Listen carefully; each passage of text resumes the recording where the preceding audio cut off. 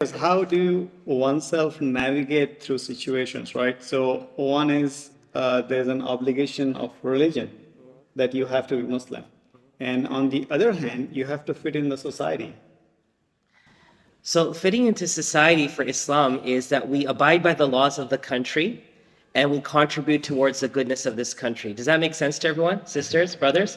Right? That's called fitting into the country. For a long time, for a great period of time, the immigrants who came from Southeast Asia, Africa, Arabia, and remember, we're not the first Muslims to come to the shores of America. The true backbone and pioneers of Islam in America is the African American community, right? If it wasn't for them, Islam wouldn't have survived for us to reap the benefits thereof. So you have to keep that in mind. We can never write off the African American community and them holding on to Islam. But so long you're living in this country, you feel that you're part of this country, you're contributing towards it, and you're working towards its betterment, that's all we have to do.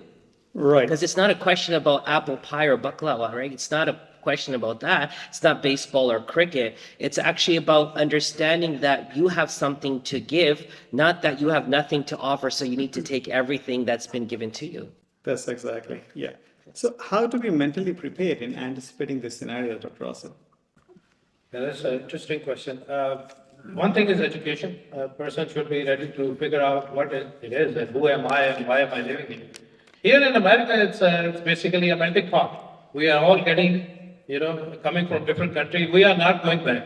If somebody thinks they are going back, they might go back, but their children are American kids. They are not going to go back. It's our home now. Yes. It's our home now. So there are a lot of factors that affect the identity, and there's a long list as well. So I thought I'll just run in. Some of the things written on this list that can contribute to your identity are physical appearances, physical sensations, emotional traits, education, profession, life experience, genetics, family, nationality, race, ethnicity, social community, peer group, political environment, language, religion, and then it's a long list: religion, spirituality, gender, sexuality, personality, interest, goals, values, belief, memories, and also finances. That's a lot. Yeah, that's a lot. So this is all, it's not like we're just talking about culture aspects from Desi to religious.